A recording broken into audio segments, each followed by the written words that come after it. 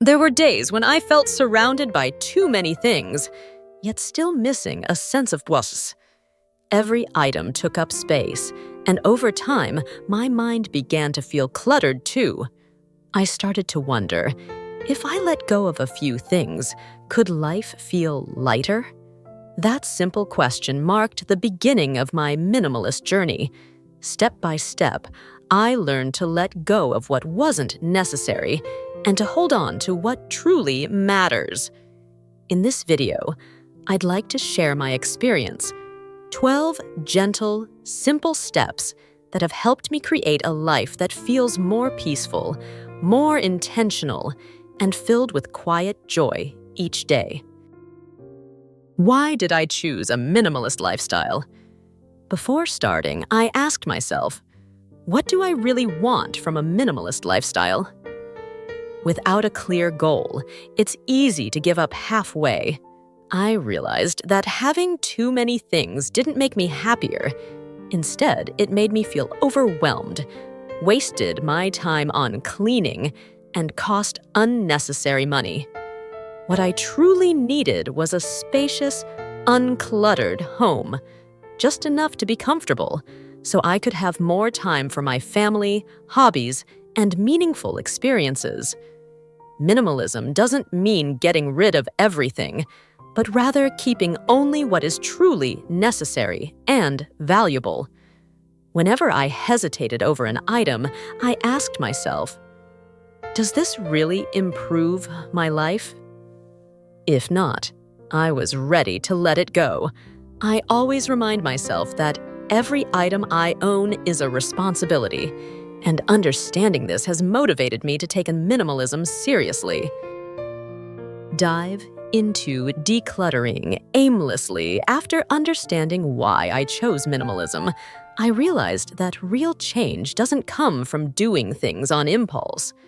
At first, I tried decluttering everything in one day, but the more I cleaned, the more overwhelmed I felt.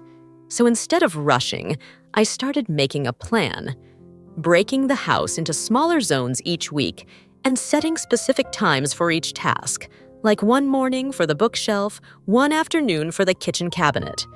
Doing a little at a time helped ease the pressure, made progress easier to see, and gave me the motivation to keep going. Most importantly, I no longer saw decluttering as a chore, but as a journey, one that gently clears both my space and my mind. Keeping unnecessary items, moving on to the next reason, I learned to ask myself the right questions before deciding whether to keep something. Do I really need this? Does it add any value to my life? If I let it go, will it truly affect me? If the answer is no, then I'm ready to let it go. I also learned to distinguish between a want and a need, so I don't keep things just out of guilt, attachment, or the thought that maybe I'll use it someday. As a result, my living space feels more open, and more importantly, my mind feels lighter and less burdened. Now, everything I choose to keep has a clear purpose. I no longer hold on to things out of habit. They stay because they truly matter. Heaviness starts in cluttered corners. After learning to reevaluate each item, I realized there were certain areas in my home that felt heavy and overwhelming just by looking at them. That's exactly where I needed to begin. Instead of trying to clean everything at once, which easily leads to burnout, I chose to start with the spot that stressed me out the most. Seeing even a small improvement there gave me an instant sense of relief and the motivation to keep going. I began with a small section, avoiding the urge to do too much all at once. Just tidying up one little corner made the space feel more peaceful and instantly lifted my mood. From there, I continued step by step, area by area, without rushing or pressuring myself.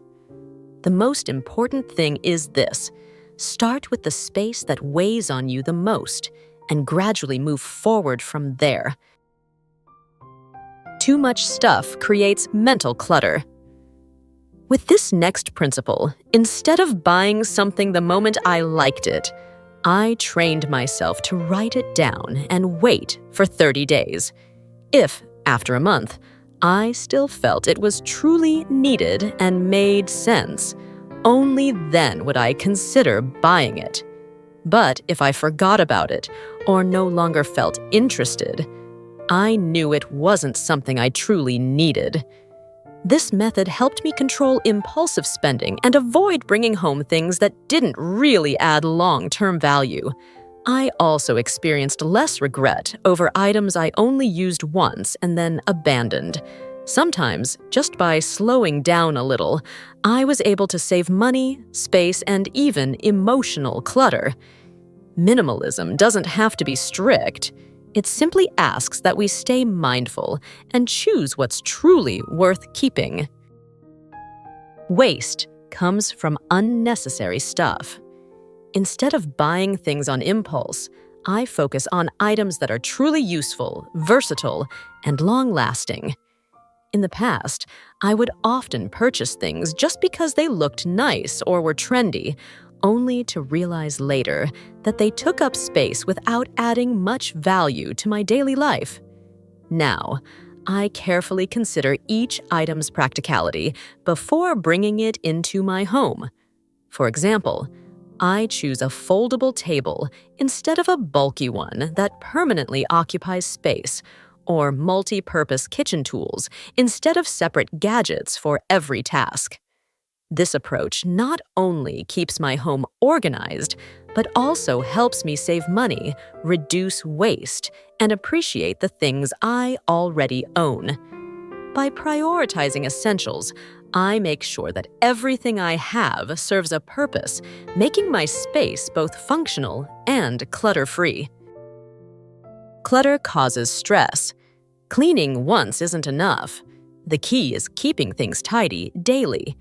Instead of letting clutter build up and spending hours cleaning later, I make it a habit to spend 5 to 10 minutes each day organizing and tidying up a little.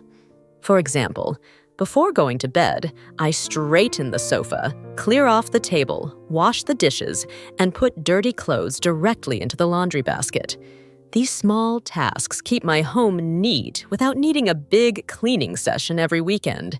By maintaining this habit, I've noticed my space stays organized and I feel much more relaxed. Too much stuff. Heavy mind. I used to think shopping was a way to bring happiness, but that joy was only temporary.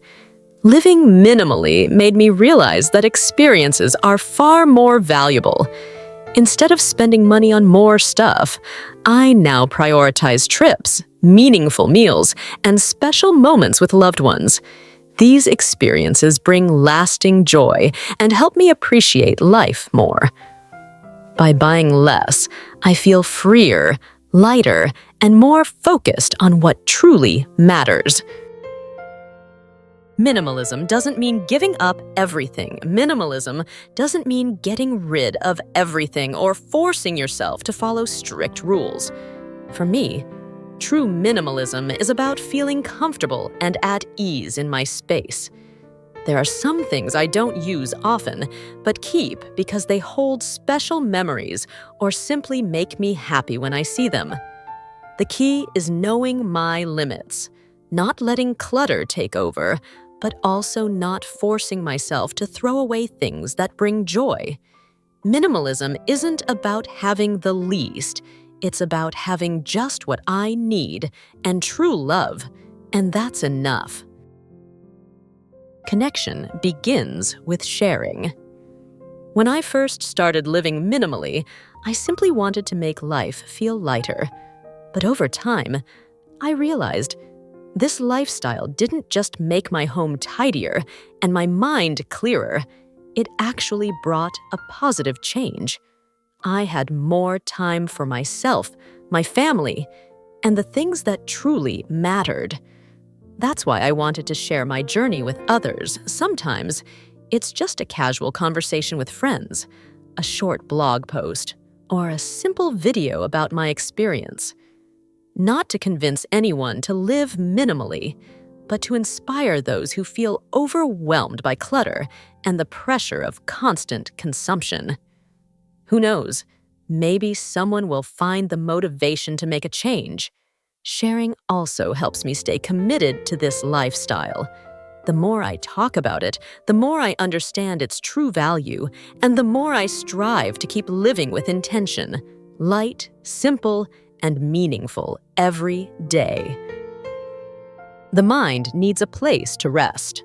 After decluttering, I realized that having a space just for myself is incredibly important, so I set up a small, cozy corner, a place where I can read, relax, or simply sit in silence and enjoy the peace.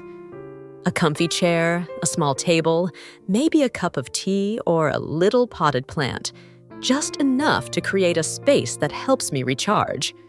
In the midst of a busy life, I've come to understand that everyone needs a place to step away from the chaos, listen to themselves, and regain balance. It doesn't have to be big or fancy. What matters is that it brings a sense of calm and allows me to truly unwind and enjoy moments of stillness at the end of the day. Today's items impact tomorrow. Minimalism isn't just about getting rid of things. It's a shift in how we live. After decluttering, I began to shop more mindfully, not buying on impulse anymore, but choosing only what I truly need: durable, multifunctional items. I also started caring more about the environment, using fabric bags instead of plastic ones, choosing glass bottles over disposable ones, and switching to natural soap instead of those packaged in plastic. These small but sustainable changes help keep my home tidy while significantly reducing waste. Sustainable minimalism is about living simply, slowly, and responsibly. Every item I bring into my life now isn't just for personal need, but also reflects a consideration for the planet. Thanks to that, life feels not only lighter, but more meaningful each day. I hope my story inspires you to start your own minimalist journey in a way that works best for you. If you found this video helpful, don't forget to hit the like button to support me. And if you're also trying to embrace minimalism, feel free to share your experience in the comments. Subscribe to the channel and turn on notifications so you don't miss any upcoming videos. Thanks for watching, and see you next time.